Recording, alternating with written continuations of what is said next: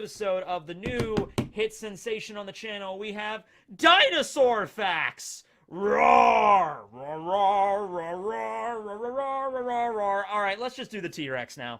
Let's just do the T-Rex. I know, there's a million and one different dinosaur species out there. There's so many that don't get the credit that they deserve because of, like, the T-Rex. But I figured, let's just get it out of the way, like, second episode, all right? The Megalosaurus and then the Tyrannosaurus Rex.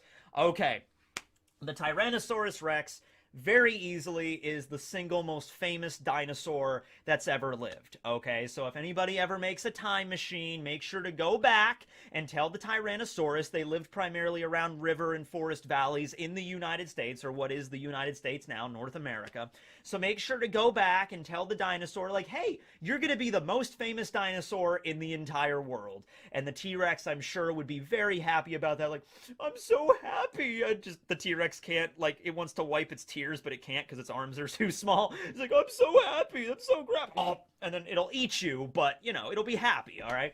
So, and of course, this is because of Jurassic Park. You know, Jurassic Park came out in 1993. The book came out earlier than that, obviously. But anyway, yeah, I mean, like, it was cool, right? I mean, you ever watch Jurassic Park? I just watched it, actually, a couple weeks ago, and the special effects really hold up, you know, because they were practical effects, they looked really good, and I can only imagine what it must have been like in the early 90s in the theater, watching Jurassic Park for the first time and seeing this giant dinosaur, the T-Rex, come out of the paddock, and it's just like, roar! And Grant and everybody are like, don't move. Its vision is based on movement, which is pretty bullshit. I'm pretty sure it was even bullshit back then in the 90s, but yeah, their vision was not based on movement. That was something ridiculous. No, they probably had pretty good vision, to be honest with you. Here is one debate, though, about T-Rexes, and that's whether they were a predator, like an actual apex predator that would go after their prey, or they were more of a scavenger that would wait until other dinosaurs would kill their prey, or they would wait until like a carcass, like a vulture, and then they would just scavenge, okay? And it seems like the general premise for right now is, in fact, that they were both, okay? So they were, like, opportunistic in that perspective right there. So, yeah, I mean, the things were giant, and they could run up to 20 miles an hour, and they had razor teeth. Their teeth, the largest T-Rex tooth ever found was a foot long, so 12 inches. So, I mean, this thing was obviously a killing machine. Like, it was really good at that, right? But it also was probably very opportunistic with, like, you know, if it was, like, scavenging, if there was a big pile of, like, dead dinosaur, it would probably just take advantage of that as well. Another big debate involving T-Rexes, whether or not they had feathers. So obviously, Jurassic Park popularized the idea that it was more like lizard-like, and so it didn't have feathers. And it's like, no, they probably did have feathers. And so I looked up this, and this is actually interesting. I didn't think I would find this fact. This is probably the most interesting fact that I found about the T-Rex today. And I would also, because this is such a famous dino, and so much has been written about it, and so many people talk about that, leave your T-Rex facts below, because I'm sure you have a lot of them as well.